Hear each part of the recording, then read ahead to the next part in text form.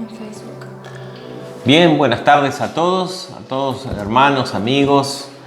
Es un gusto otra vez poder compartir este tiempo escudriñando, investigando un poquito la palabra de Dios, que es la que nos trae vida, la que nos enriquece. La palabra de Dios es la que nos alimenta el alma, la que nos enseña a vivir como Dios quiere, como tenemos que vivir.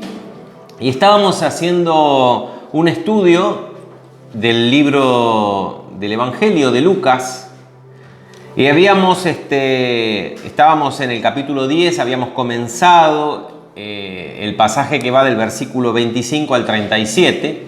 Muy conocido el pasaje porque justamente este pasaje incluye la parábola conocida como la del buen samaritano. Creo que habrán escuchado acerca de esta parábola.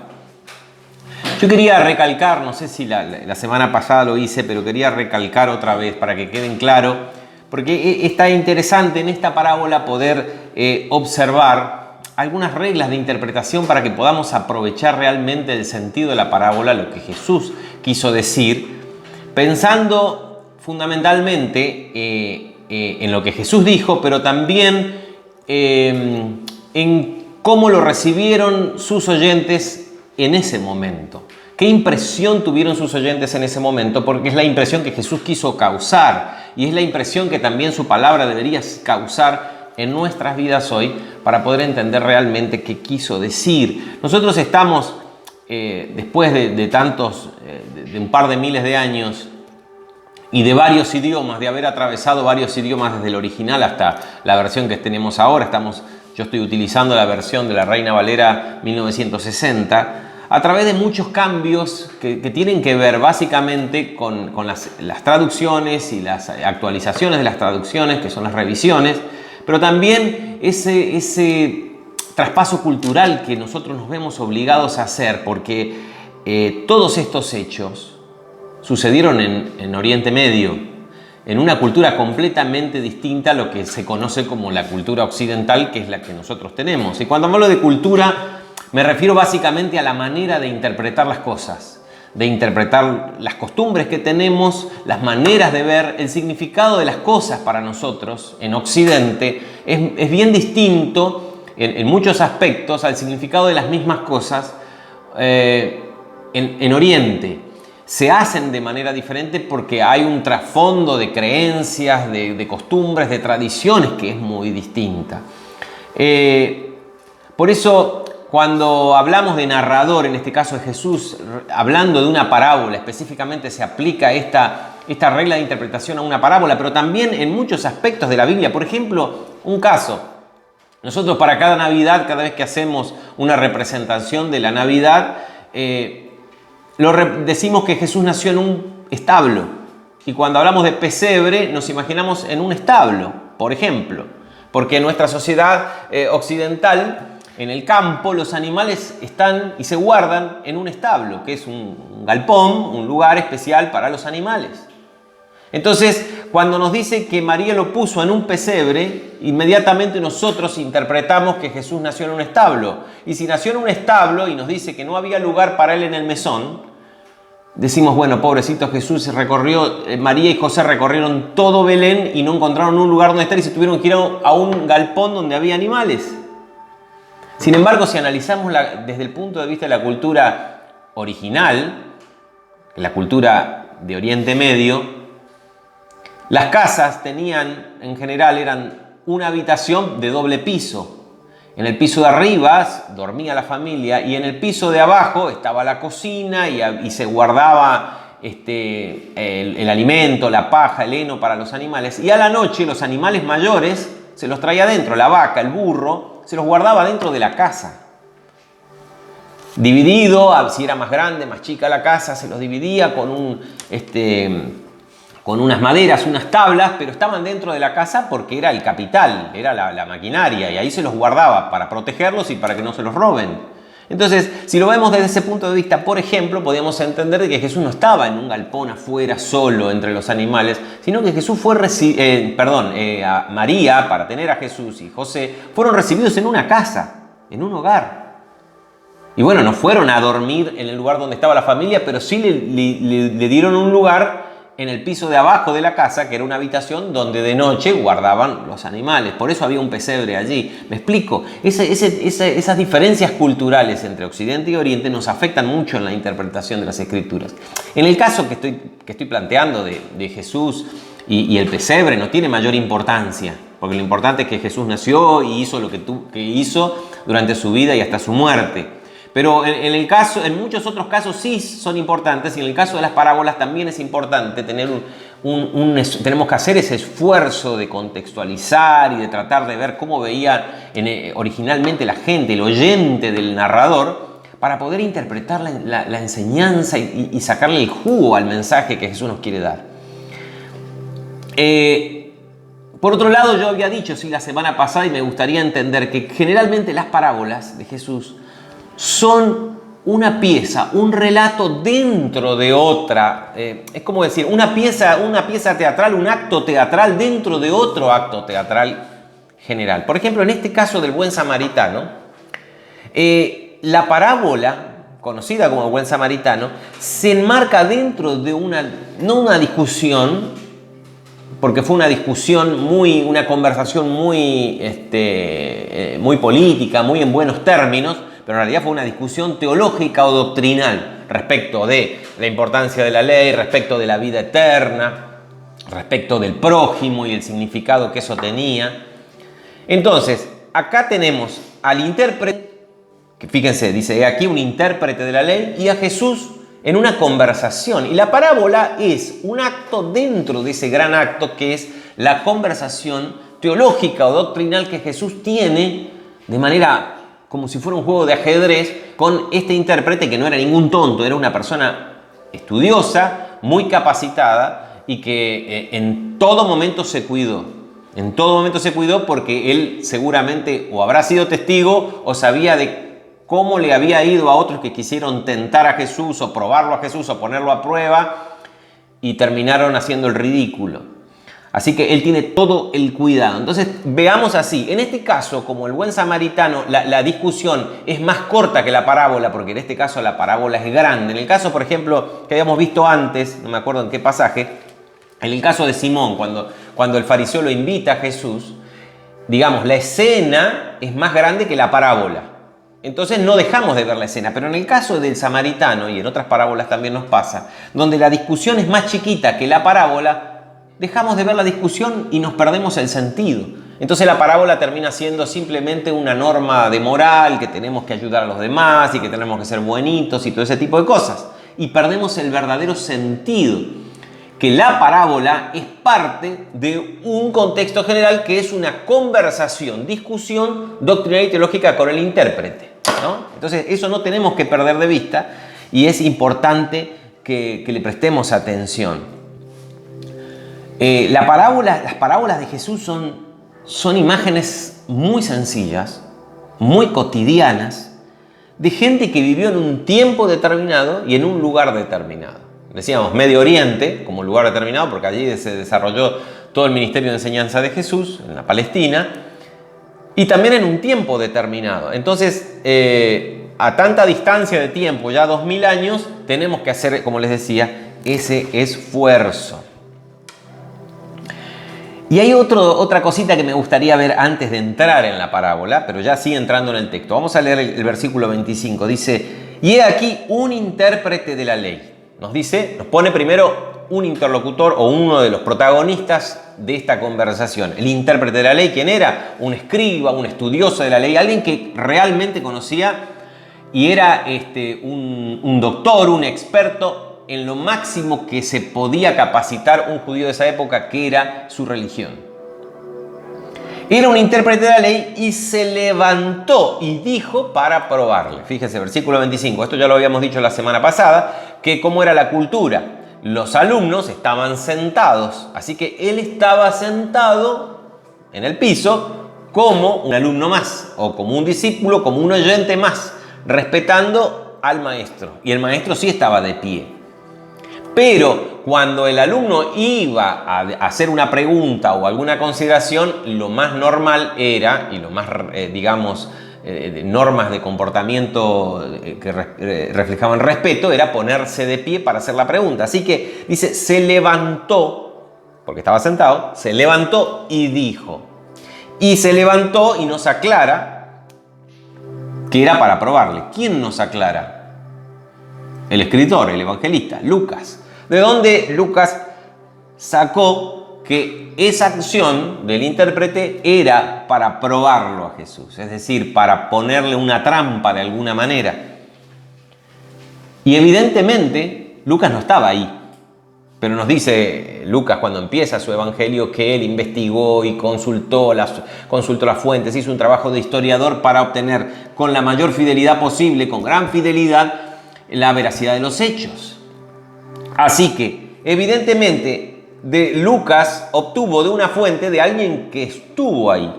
Es decir, después de toda la conversación que vamos a ver en todo este pasaje, vamos a ver que el resto de los que estaban escuchando a Jesús, o discípulos o alumnos, interpretaron que las intenciones del intérprete de la ley, valga la redundancia, era probar a Jesús, ponerle una trampa de alguna manera. ¿Qué quería probar? Cuánto Jesús se ajustaba a lo que era considerado correcto en la interpretación de la religión judía, ¿no? Y que si no estaba en esa línea era reo y digno de muerte. Así que ellos, un intérprete de la ley que estaba tan arraimado a la ley, aferrado a la ley como el medio de encontrar la solución y la manera de vivir la religión y la relación con Dios, lo que trata de ver es si Jesús está con ellos o hay alguna manera en que le pueden hacer caer en una trampa para después juzgarle y poder de alguna manera eliminarlo. Entonces vemos que por la manera en que se dio la conversación, todo el resto interpretó de que no eran buenas las intenciones del intérprete, lo quería probar. Así que se levantó y le dijo para probarle, maestro. Él era un maestro, el intérprete de la ley era un maestro. Un maestro certificado, es decir, él había hecho todos los estudios correspondientes, era un profesional de la religión, que era lo máximo que se podía llegar a aspirar en esa cultura y en esa época, en Israel. Él era un maestro y le hace ese reconocimiento con mucha deferencia, con mucha amabilidad, porque claro, si uno quiere hacer una trampa, prepara el camino para que la persona o el animalito o el que queremos que caiga en la trampa no se asuste. Entonces no lo ataca de frente, sino con mucho respeto, con mucha amabilidad, con mucha diplomacia, se para en señal de respeto y le dice, maestro, lo pone a la altura de él, fíjense. Como para que Jesús se sienta cómodo y no se ponga Jesús a la defensiva. Nada más que Jesús, ¿no es cierto? Sabemos que conocía las intenciones y los pensamientos de los hombres. No había manera de engañarlo a Jesús. Y le pregunta. Esta pregunta la tenía guardadita. No sé de qué estaría hablando Jesús. Tal vez justo en algún momento Jesús tocó algo que tiene que ver con esto. Y sacó la preguntita que tenía guardadita para esta ocasión. Y le dijo, ¿haciendo qué cosas voy a heredar la vida eterna? Haciendo, fíjense, ahí ya, en la pregunta ya podemos notar la manera de pensar de este intérprete y de toda la casta farisaica fundamentalmente, ¿no? Y de todos los que dominaban en ese momento la religión y el pensamiento de Israel en la época de Jesús. Y le dice, haciendo. La cosa es hacer. ¿Y hacer qué? Fíjense, haciendo qué cosa heredaré la vida eterna. Podemos pensar, y yo creo que lo dije la semana pasada, que es un poco ridícula la pregunta, porque cuando uno hereda algo, es porque es heredero, no es porque hace algo. Haga esto o no haga nada, haga bien o haga mal, si uno es heredero, termina heredando lo que tiene que ser. Pero tenemos que tener en cuenta que en la mente de esta gente, de los fariseos y de los judíos, no se está refiriendo tanto a la herencia que se recibe cuando muere una persona, que el heredero recibe los bienes, sino se está refiriendo más bien a la herencia de Israel. Por ejemplo, Israel recibió como heredad la tierra prometida. A eso se refiere, ¿no? La herencia de Israel. Israel recibió como heredad. ¿Y por qué la recibió como heredad? Porque Israel no hizo en realidad nada. Dios se la regaló, se la dio gratuitamente. Toda la tierra que ocupó por muchos siglos y que hoy está ocupando en parte, que está en la Palestina. Entonces esa es la idea, la tierra prometida. Después, cuando el tema de la tierra se devaluó, porque Israel fue expulsado mucho tiempo, volvió y ahora inclusive estaban, si bien ocupaban en esta época de Jesús la tierra prometida o parte de ella, en realidad los que gobernaban y dominaban estaban subyugados por el Imperio Romano. Entonces también la idea fue trasladándose a lo que iba a venir después, y la tierra prometida y el reino prometido en la persona del Mesías, que iba a restaurar todas las cosas, la gloria del reino de Israel, y de allí ellos iban a tener vida, paz, prosperidad para siempre, ¿no? Entonces, la herencia es haciendo qué cosas voy a ser merecedor de formar parte de ese futuro, en donde va a estar el Mesías y donde Israel va a volver a ser un país potente como lo fue en la época del rey David, y más glorioso aún, así eran las promesas en los profetas, ¿no? Entonces tenemos dos ideas: heredaré, heredar. No lo pensemos como heredar un bien después que alguien muere, sino pensemos en las promesas de Dios. ¿Sobre quién van a caer las promesas de Dios? ¿Qué tengo que hacer para ser receptor de las promesas de Dios respecto del Mesías y del reino venidero del Mesías? Y después nos habla de la vida eterna. Tenemos ahí, por ejemplo, en el Salmo 1 dice que el camino de los malos perecerá. El destino de los pecadores, ¿cuál era la herencia de los pecadores? El Seol, el lugar de los muertos, el lugar de la muerte, donde iban los muertos, en el Seol. En cambio, los justos heredarán la tierra. Dice el Salmo 37, los justos heredarán la tierra. Lo dice en el Salmo 37 y en otros lugares más. Es decir, la idea común era que la herencia iba a ser para los justos. ¿Y quiénes eran los justos?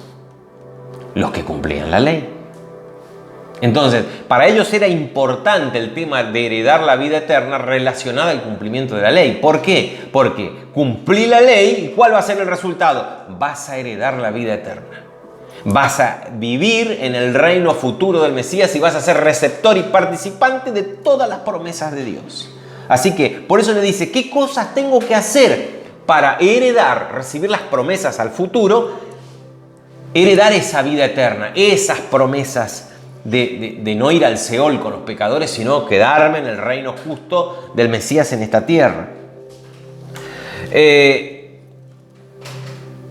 Ahora, la pregunta está, ¿y dónde está la trampa en esta pregunta? La pregunta era, ¿qué tanto Jesús y este maestro se adhiere a la idea de que para heredar la vida eterna, que era un concepto que ellos lo tenían bien claro, las promesas y el reino futuro del Mesías, había que cumplir la ley?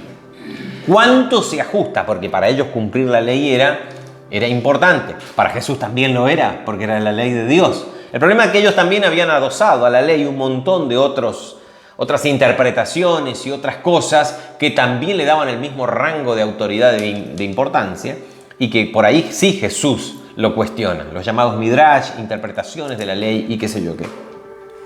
Así que Jesús, en un hábil gesto, así como en un juego de ajedrez, en vez de contestarle directamente, le contesta con una pregunta también. Entonces, lo que yo quiero ver y quiero que veamos juntos en esto es, fíjense la estructura de toda esta discusión. Olvidémonos que está en el medio la parábola. Hay una estructura en esta discusión. Y lo podemos dividir en dos mitades, como si fuera dos rondas de la discusión, en dos rondas, aunque todo ronda acerca de lo mismo, ¿no? ¿Cómo se obtiene la vida eterna? y la ley. Dice, la primera parte, la primera ronda tiene 2 preguntas y 2 respuestas. Entonces, la primera pregunta es, ¿cómo, haciendo qué cosa heredaré la vida eterna? Dice el intérprete de la ley, la otra persona. Jesús, ¿cómo responde? Con la segunda pregunta y dice, ¿qué está escrito en la ley? ¿Cómo la interpretas? Después tenemos 2 respuestas dentro de la primera ronda de esta discusión. Entonces le dice, amarás al Señor tu Dios con todo tu corazón, con toda tu alma y con todas tus fuerzas. Y Jesús también le responde a la primera pregunta, hace eso y vivirás.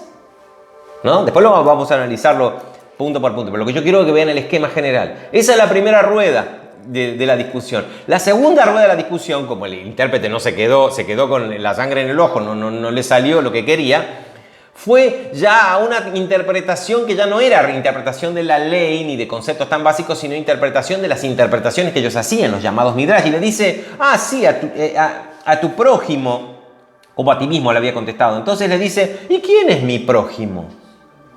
Otra pregunta. Y Jesús le cuenta la parábola y le vuelve a repreguntar y le dice, ¿quién fue el prójimo de este tipo que lo asaltaron? ¿Vieron cómo se da? Pregunta, pregunta, respuesta, respuesta. Primera ronda. La segunda ronda empieza con, ¿quién es mi prójimo? Primera pregunta. Jesús responde con otra pregunta. ¿Y quién fue el prójimo de esa persona que es el protagonista de la parábola? ¿No? Entonces, él responde y le dice, bueno, yo supongo que el que hizo misericordia, es decir, el samaritano, no lo quiso ni nombrar. Primera respuesta. Y Jesús responde otra vez y le dice, bien, juzgaste bien, andá y hacé vos lo mismo. ¿Ven cómo es el esquema? Ahí vemos que la parábola está dentro de la segunda ronda de la misma discusión. Todo ronda sobre la misma discusión. Pero tenemos, digamos, dos rounds de una sola discusión y la parábola es parte. Les digo esto para que no perdamos y no nos enredemos en la parábola y nos quedemos simplemente con una historia pintoresca que parece más para enseñarle a los niños o con algún mensaje moralista de decir que tenemos que ser buenitos y ayudar al prójimo, ¿no? ¿Me explico lo que quiero decir? Bien. Entonces Jesús le dice, ¿cómo está escrito? ¿Qué lees? Y él le dice, amarás al Señor tu Dios. Volvemos al principio, perdón. Volvemos entonces a analizar la primera ronda. Yo la semana que viene vamos a hacer otra vez, tratar de visualizar este esquema porque esta parábola nos deja verlo. Entonces quiero que a verlo y para que también lo puedan aplicar en otros pasajes, ¿no? Dice, Jesús le dice, ¿cómo heredaré la vida eterna? Le pregunta y Jesús le dice, ¿qué está escrito? ¿Cómo lees? Y él le dijo, amarás al Señor tu Dios con todo tu corazón, con toda tu alma y con todas tus fuerzas y con toda tu mente y a tu prójimo como a ti mismo. Y Jesús le dijo, pero bien respondiste, excelente, fue perfecta tu respuesta. Andá y hacelo. Y vivirás. Vas a tener la vida eterna. Lo vamos a analizar bien la semana que viene. Pero quiero puntualizar para concluir hoy. Fíjense, tenía la doctrina correcta. Bien. Y Jesús le dice, listo, él zafó de la trampa, porque ya la había visto, pasó por un costado, y ahora le tiró el lazo al intérprete, diciendo, perfecto, ¿sabés? Andá y hacelo. Si podés amar a Dios con todas tus fuerzas, con todo lo que tenés en tu ser, si podés, hacelo. Ese es el desafío, ¿no? Y acá es donde nos deja el desafío a nosotros, que no es cuestión de saber, es importante saberlo, por supuesto. Pero no es cuestión solamente de saber lo correcto, tener la doctrina correcta, ¿no? Muchos están tan preocupados por la sana doctrina, por esto y por aquello. Lo importante es, ¿lo podemos poner en práctica? Es evidente que no podemos. Pero Él mismo nos da la salida, porque la salida está en el trabajo que el Espíritu Santo hace dentro nuestro. Él nos va transformando. Nosotros tenemos que abrirnos a su luz, a su palabra, a los principios que están acá, dejarlos que entren, que se hagan nuestros. Y esa transformación se va dando y de repente sí, empezamos a amar a Dios con toda nuestra fuerza. Es un trabajo de toda la vida, es una transformación, un proceso que nos lleva mucho tiempo. Pero el desafío está en ponernos a prueba y decir, bueno, tal vez yo sé muchas cosas, pero no alcanza con saber. Por eso dice Jesús, ¿cómo vamos a saber quién es quién? ¿Por lo que sabe? No, por sus frutos los van a conocer. ¿Cómo sabemos y cómo nos distinguimos unos de otros? Por sus frutos. Cómo responde, cómo actúa, cómo enfrenta, cómo se lleva con los demás, cómo se relaciona con su Dios, cómo se relaciona con la iglesia. Ahí nos vamos a dar cuenta realmente quién es quién. Así que a veces es un poquito mirar para adentro y decir, Señor, acá está mi corazón, quiero que lo transformes, quiero que mi vida sea fruto de todo lo que sé y lo que puedo llegar a saber. Bueno, hasta acá llegamos. La verdad que fue un gusto. Dios los bendiga. Hasta el próximo miércoles.